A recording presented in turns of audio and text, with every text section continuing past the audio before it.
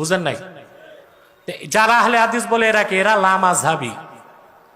তা আহলে হাদিস কারা ছিল? বুখারী, মুসলিম, নাসাই, তিরমিজি, আবু দাউদ। এনায়েতুল্লাহ আব্বাসী সাহেব বলেছেন যে যে বর্তমানে কোনো আহলুল হাদিস নেই। আহলুল হাদিস ছিলেন মূলত বুখারী, মুসলিম, তিরমিজি, আবু দাউদ। ওনারা মারা গিয়েছেন। বর্তমানে পৃথিবীতে আহলুল হাদিস বলতে কিছু নেই। যারা নিজেদেরকে আহলুল হাদিস বলে তারা হচ্ছে লা মাযহাবী। লা মাযহাবী মানে যাদের কোনো মাযহাব নেই। সহজ কথায় বলা যায় যাদের কোনো মাযহাব নেই। মাযহাব মানে হচ্ছে ধর্ম, যাদের কোনো ধর্ম নেই, অর্থাৎ যারা কাফের, যেটা উনি সবসময় কাফের বলে থাকে। এবং এটা আমরা ছোটোবেলায় পড়েছি বিভিন্ন মাদ্রাসায় যে মুসলমানকে মাযহাব কেয়া হয়, উত্তর হচ্ছে আল ইসলাম। তার মানে মাযহাব মানে হচ্ছে ধর্ম।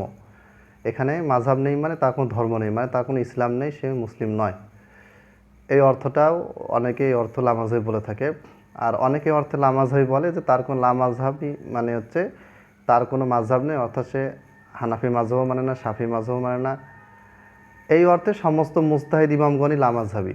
ইমাম বুখারী তিনি কোনো মাযহাবকে মানতেন না। তারা বলে যে ইমাম বুখারী শাফি মাযহাব মানতেন, কিন্তু ইমাম শাফির চাইতে ইমাম বুখারী তো বড় আলেম ছিলেন। কাজে ইমাম বুখারী কেন শাফির মাযহাব মানতে যাবে? মুজতাহিদে মুতলাক যারা বড় মুজতাহিদ তারা কেন মাযহাব মানবে? তারা তো মাযহাব মানবে না, বরং তাদের নামে অনেকের মাযহাব তৈরি করে। তো লা মাযহাবী দুইটা অর্থ বললাম, একটা হচ্ছে কোনো ধর্ম মানে ইসলাম ধর্মটাকে মানে না, কাজে লা মাযহাবী কাফের। আরেকটা হচ্ছে যে প্রচলিত মাযহাব যেগুলি পরবর্তীতে ইমামদের নামে তৈরি করা হয়েছে, এই মাযহাবগুলি মানে না। এই দুইটাতে লা মাযহাবী দ্বারা এই দুটো অর্থই বোঝানো যায়। এখন উনি কোন অর্থে বলেছেন সেটা আমি জানি না। এখন কথা হচ্ছে যে বর্তমানে আহলুল হাদিস কি নেই? এর উত্তর আমি চার মাযহাবের অন্যতম একজন হচ্ছেন, মানে যাদের নামে মাযহাব তৈরি করা হয়েছে। পৃথিবীতে প্রসিদ্ধ মাযহাব অনেকগুলো আছে, তার মধ্যে চারটা মাযহাব সবচেয়ে বেশি প্রসিদ্ধি লাভ করেছে। তার মধ্যে একটা হচ্ছে ইমাম আহমদ বিন হাম্বল রাহিমাহুল্লাহর নামে যে মাযহাবটা চলে আসতেছে, হাম্বলি মাযহাব। এই হাম্বলি মাযহাবের যিনি মেইন প্রধান, তিনি হচ্ছেন ইমাম আহমদ বিন হাম্বল রাহিমাহুল্লাহ, যিনি 244 হিজরিতে মারা গেছেন। ইমাম বুখারী 256 হিজরিতে মারা গেছেন। ইমাম বুখারীর 12 বছর পূর্বে তিনি মারা গেছেন। ইমাম আহমদ বিন হাম্বল রাহিমাহুল্লাহকে জিজ্ঞেস করা হলো, যেটা ইমাম ইবনুল জাওজি রাহিমাহুল্লাহ তার মানাকিবুল ইমামি আহমদ নামক গ্রন্থে বর্ণনা করেছেন, 285 পৃষ্ঠা। এটা বিভিন্ন গ্রন্থে আছে। ইমাম ইবনে তাইমিয়া রাহিমাহুল্লাহ তিনিও উল্লেখ করেছেন, আরও অনেক কিতাবে এটা আছে, এবং এটা ইমাম আহমদ বিন হাম্বল থেকে প্রমাণিত। ইমাম আহমদ বিন হাম্বলকে বলা হয়েছে যে মানহুম আসহাবুল হাদিস, আহলুল হাদিস কারা? আসহাবুল হাদিস আর আহলুল হাদিস একই জিনিস, অর্থাৎ হাদিসের ধারক বাহক কারা? ইমাম আহমদ বিন হাম্বল রাহিমাহুল্লাহ বলেন, সাহিবুল হাদিস ইনদানা মাই ইয়াস্তামিলুল হাদিস, সাহিবুল হাদিস ইনদানা মাই ইয়াস্তামিলুল হাদিস। যারা হাদিসকে মেনে চলে, হাদিসের ওপর আমল করে, তারাই হচ্ছে আমাদের মতে, মানে মুহাদ্দিসদের মতে তারা হচ্ছেন কি? আহলুল হাদিস বা আসহাবুল হাদিস। তাহলে আহলুল হাদিস শব্দটার যে ব্যাখ্যা বিশ্লেষণ ইমাম আহমদ বিন হাম্বল দিলেন, সেটা হচ্ছে যারাই হাদিসের প্রতি আমল করে, হাদিসকে সামনে রেখে, কোরআন বুঝবে হাদিস দিয়ে, ফিকহি মাসলা মাসাইল বুঝবে হাদিস দিয়ে, হাদিস থেকে যেটা মাসলা পাবে সেটা মানবে। এক কথায় হাদিসকেই ইসলামের শরীয়ত হিসেবে সব ক্ষেত্রে মানে, পীরের কথা, বুজুর্গের কথা, অমুকের কথা, তমুকের কথা বাদ দিয়ে হাদিসকে মানবে, সেই ব্যক্তিটা হচ্ছে কি? আহলুল হাদিস বা আসহাবুল হাদিস। তাহলে ইমাম আহমদ বিন হাম্বলের মতামত এটা। এখন আপনারা আব্বাসী সাহেবের মতামত নেবেন না ইমাম আহমদ বিন হাম্বলের মতামত নেবেন, সেটা আপনাদের ব্যাপার, প্রথম কথা।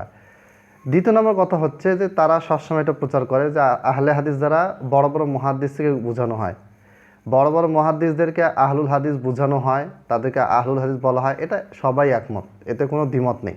ইমাম তিরমিজি রাহিমাহুল্লাহ মুহাদ্দিসদের ব্যাপারে বলেছেন, হাজা মাজহাবু আহলিল হাদিস, এটা হচ্ছে আহলুল হাদিসদের মাযহাব, মানে মুহাদ্দিসদের মাযহাব।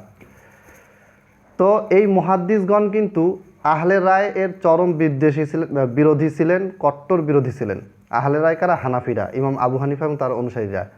ইমাম বুখারী বলেন, ইমাম আহমদ বিন হাম্বল বলেন, ইমাম নাসাই বলেন, এরকম বড় বড় আহলুল হাদিস মুহাদ্দিসগণ, যাদের কিতাব ছাড়া হানাফি মাযহাবের সিলেবাস পূর্ণ হয় না, যাদের বইগুলি হানাফি মাযহাবে পড়ানো হয়, এই সমস্ত বড় বড় মুহাদ্দিসগণ সবাই ইমাম আবু হানিফা রাহিমাহুল্লাহ এবং ইমাম আহমদ বিন হাম্বলের ইমাম আবু হানিফা রাহিমাহুল্লাহ যে মাযহাব, তাদের বিরুদ্ধে তারা হাদিসকে পেশ করেছেন। অর্থাৎ ইমাম আবু হানিফার কোনো কথা কোন কোন কথাগুলি হাদিসের বিরুদ্ধে গেছে, কোন কোন রায়গুলি হাদিসের বিরুদ্ধে গেছে, এটা ওনারা হাদিস গ্রন্থগুলিতে উল্লেখ করেছেন। কাজে এনায়েতুল্লাহ আব্বাসী সাহেব বা আপনারা কেমন করে বারবার এই সমস্ত মুহাদ্দিসদের রেফারেন্স দেন, তাদের দিয়ে নিজের মাযহাব টেকানোর চেষ্টা করেন, কীভাবে এটা করেন আমি বুঝি না। তো যাই হোক, এখানে দুইটা অর্থ, একটা আহলুল হাদিস মানে হচ্ছে মুহাদ্দিসগণ, একটা হচ্ছে সাধারণ জনগণ যারা হাদিসের প্রতি আমল করে। সাধারণ জনগণ যারা হাদিসের প্রতি আমল করে তাদেরকে ইমাম আহমদ বিন হাম্বল বলছেন যে তারা হচ্ছে আহলুল হাদিস। আর আমাদের এই দেওবন্দি বেরেলভি বা কিছু হুজুর আছেন এনায়েতুল্লাহ আব্বাসী সহ, তারা বলেন যে এরা আহলুল হাদিস না, এরা হচ্ছে লামাযহাবী। যাই হোক, তারা যা কিছু বলতে পারে, কোনো সমস্যা নেই। এখন বাস্তবেই এই যে শাব্দিক অর্থ যে আহলুল হাদিস, এই শাব্দিক অর্থটাকে তারা টোটালি বাদ দিচ্ছে, দিয়ে ডাইরেক্ট তারা কি অর্থ নিচ্ছে, তারা পারিভাষিক অর্থ, মানে যেখানে আহলুল হাদিস দ্বারা মুহাদ্দিসদেরকে বোঝানো হচ্ছে, এই পারিভাষিক অর্থটা তারা নাই। এখন পারিভাষিক অর্থ নিলে তো সব কিছু চেঞ্জ হয়ে যাবে। শাব্দিক অর্থ একরকম হবে, পারিভাষিক অর্থ আরেক রকম হবে। পারিভাষিক অর্থ যেমন কোরআন মানে হচ্ছে অধিক পঠিত। এখন অধিক পঠিত বলতে তো বাইবেলও পৃথিবীতে অনেক পড়া হয়, বেদ পৃথিবীতে অনেকেই পড়ে, হুমায়ুন আহমেদের উপন্যাস অনেকেই পড়ে। তো তাহলে আমি কি এখন ওই কোরআনুন শাব্দিক অর্থে এই সমস্ত কিতাবকে নিব নাকি? না, এখানে শাব্দিক অর্থে একরকম অর্থ হলেও পারিভাষিক অর্থে কোরআন হচ্ছে কালামুল্লাহ আল মুনাজ্জালু আলা রসুল, এটা নবী সাল্লাল্লাহু আলাইহি ওয়াসাল্লামের উপরে আল্লাহ তাআলার পক্ষ থেকে জিবরাইলের মাধ্যমে মোতাওয়াতিরভাবে নাজিল হয়েছে। তাহলে পরিভাষা এক জিনিস, শাব্দিক অর্থ আরেক জিনিস। আমরা যখন বেতেরের সালাত পড়ি তখন বেতেরের সালাত সম্পর্কে একটি হাদিস আবু দাউদ সহ বিভিন্ন গ্রন্থে আছে। হাদিসটা হচ্ছে ইন্নাল্লাহা উইতরুন, নিশ্চয়ই আল্লাহ তাআলা হচ্ছেন বেজোর। ইউহিব্বুল উইতরা, তিনি বেজোরকে পছন্দ করেন। ফাআউতিরু ইয়া আহলাল কোরআন, হে আহলে কোরআনগণ তোমরা কি করো, বেতেরের সালাত আদায় করো। আহলে কোরআনের শাব্দিক অর্থ মানে হচ্ছে কোরআনের অনুসারী, আর পারিভাষিক অর্থ হচ্ছে আহলে কোরআন মানে হচ্ছে মুফাসসিরগণ, যারা কোরআনের এক্সপার্ট।